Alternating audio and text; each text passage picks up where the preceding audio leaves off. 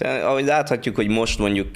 valamilyen legalább irányt sikerült hirdetni a programok, vagy hát igen, a programok tekintetében, akkor úgy majd, ahogy halad előre az idő, egyre többet fogunk tudni erről az egészről, hogy milyen elképzelése van a Tisza pártnak. És szerintem az például tök jó, hogy azt mondja a Magyar Péter, hogy nem itt a saját elképzeléseinek kell akkor most elsülnie, hanem majd ki fog alakulni, és hogy rugalmas ebben, mert amúgy valószínűleg nem feltétlenül, tehát lehet valami gondolata, valami víziója az embernek, és kell is, hogy legyen egy víziója annak, aki politikusnak áll, és a Magyar Péter már elmondott egy-két ilyen víziót. Nyilván ugye ezért is szavaztak rá ennyien, mert ez a vízió megtetszett az embereknek. De ettől még az, hogy mondjuk milyen állapotban lesz az ország 2026 tavaszán, és ott mire kell készülni, erre nem biztos, hogy Magyar Péter tudja a legjobb válaszokat megadni. A honvédséggel kapcsolatban valószínűleg a Ruszin Szendi Romulusnak igen, jobb rálátása van, és elég sok mindent el tud mondani, hogy milyen problémák vannak ott, és elég sok mindenre láthatja a megoldást is. És akkor majd emellé oda kell rakni a gazdaságot, az infrastruktúrát, a külpolitikát,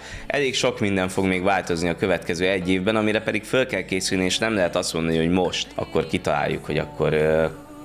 aki lerak ma egy tervet, így fogalmazok, aki ma lerak egy tervet, hogy mit kellene csinálni holnaptól egy kormányváltás után, az a terv az valószínűleg teljesen alavult lesz 2026 áprilisára. Erre az egy évre sajnos türelemmel kell lennünk, és szépen kivárni, hogy hogyan fog alakulni, és amúgy higgyétek el, hogy úgyis minden hét rohadt izgalmas lesz.